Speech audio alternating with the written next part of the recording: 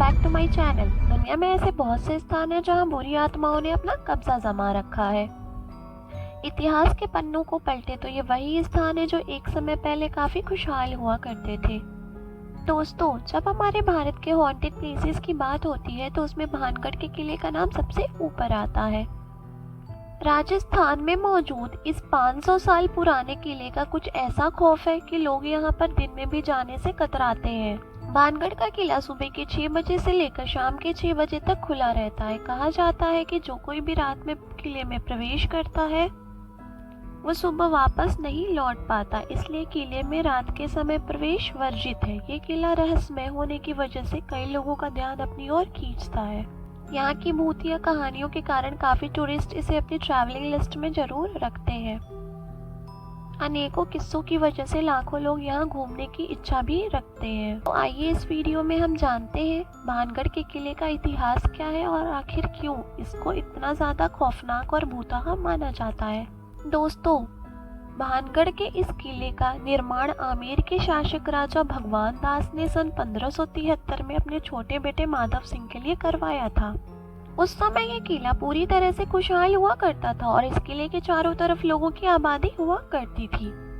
लेकिन अचानक एक ऐसी अनहोनी हुई जिससे कि इस किले की खुशियां हमेशा के लिए खत्म हो गई और एक समय खुशहाल नजर आने वाला ये विशाल किला एक भूतिया जगह में बदल गया। लोगों के मन में इसका खौफ कुछ ऐसा हुआ कि लोगों ने इसे छोड़ना शुरू कर दिया। इसका नतीजा ये हुआ कि इसके आसपास का इलाका और ये किला पूरी तरह वीरान हो गया और यहाँ तक कि आज भी यह किला सैकड़ों साल से वीरान पड़ा है, जो कि देखने में बेहद खौफनाक नजर आता है। वैज्ञानिक भानगढ़ की कहानियों को खारिज करते हैं, लेकिन गांव के लोग अभी भी इस किले को भूतिया मानते हैं।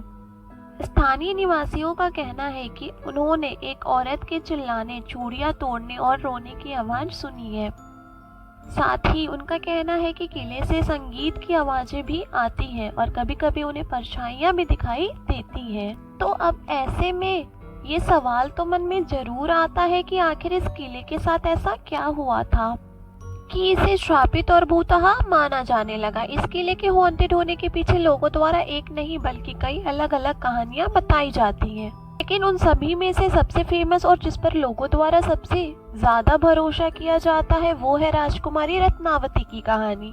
कहते हैं कि जब इस किले का निर्माण कराया गया था तब इसमें रत्नावती नाम की एक बेहद खूबसूरत राजकुमारी रहा करती थी और उस समय राजकुमारी रत्नावती की उम्र 18 साल थी और उनकी खूबसूरती की चर्चाएं दूर दूर तक हुआ करती थी। उनकी सुंदरता की वजह से बहुत सारे राजकुमार उनसे शादी करना चाहते थे, जिसके चलते रानी रत्नावती के लिए हर समय ही अलग अलग शादी के प्रस्ताव भी आते रहते थे। लेकिन राजकुमारी ने किसी के भी प्रस्ताव को स्वीकार नहीं किया था। अब एक बार राजकुमारी अपनी कुछ सहेलियों के साथ बाजार गई हुई थी। बाजार में वो एक दुकान पर रुकी और अपने लिए एक इत्र खरीदने लगी और इतने में दुकान से कुछ दूर खड़े सिंधिया सेवड़ा नाम के एक व्यक्ति की नजर राजकुमारी पर पड़ी। सिंधिया सेवड़ा उसी राज्य का रहने वाला था और वो काले जादू का महारथी था। राजकुमारी की सुंदरता को बस एक नजर में ही देखते सिंधिया उनकी सुंदरता पर फिदा हो गया और वो टकटकी लगाए राजकुमारी को घूरता रहा और इसी पल उसने अपने मन में यह तय कर लिया था कि वो राजकुमारी को किसी भी कीमत पर अपना बना कर रहेगा। अब जो कि वो तंत्र मंत्र और काला जादू जानता था, इसलिए उसने राजकुमारी के पसंद किए हुए इत्र की बोतलों में से एक बोतल चुपके से उठाई और उस बोतल पर काला जादू कर उस पर वशीकरण मंत्र का प्रयोग कर उस बोतल को उसी जगह पर रख दिया ताकि वो राजकुमारी को अपने वश में कर सके। और उसका ये प्लान काफी हद तक सफल भी हो गया, क्योंकि राजकुमारी ने उसे इत्र के साथ छेड़छाड़ करते देखा भी नहीं था और फिर राजकुमारी इत्र की शीशी लेकर किले की तरफ जाने लगी। साथ ही सिंधिया सेवड़ा भी छुप छुप कर राजकुमारी का पीछा करने लगा। हालांकि राजकुमारी अभी कुछ दूर पहुंची ही थी, तभी उनकी एक सहेली ने उन्हें बताया कि एक अनजान व्यक्ति ने उस शीशी पर तंत्र मंत्र किया है। असल में राजकुमारी की उस सहेली ने सिंधिया को इत्र की शीशी पर काला जादू करते देख लिया था। लेकिन वो डर की वजह से दुकान में कुछ भी नहीं बोल पाई थी। अब राजकुमारी को जैसे ही काले जादू की बात पता चली तो उन्होंने वो इत्र की शीशी रास्ते में पड़े विशाल आकार के पत्थर पर दे मारी। पत्थर पर पड़ते ही वो शीशी टूट गई और सारा इत्र उसी पत्थर पर बिखर गया। और दोस्तों, इस तरह से किया गया वो काला जादू पत्थर पर काम कर गया। इसके बाद वो पत्थर सिंधिया सेवड़ा के पीछे पीछे हो लिया। दरअसल सिंधिया ने उस इत्र पर ऐसा जादू किया था कि जो भी कोई उस इत्र को लगाता वो खुद ही उस तांत्रिक सिंधिया की तरफ खींचा चला आता। अब जो कि वो इत्र उस पत्थर पर लग गया था, इसलिए वो पत्थर सिंधिया की तरफ खींचा चला आया और कुचलकर उसकी जान ले ली। परंतु मौत से पहले सिंधिया ने ये श्राप दे दिया कि राजकुमारी समेत इस किले में रहने वाले सभी लोग जल्द ही एक दर्दनाक मौत मरेंगे और उनकी आत्माएं हमेशा इस किले में भटकती रहेंगी। इस हादसे के कुछ ही समय बाद भानगढ़ और करीबी राज्य अजबगढ़ के बीच एक युद्ध छिड़ गया था।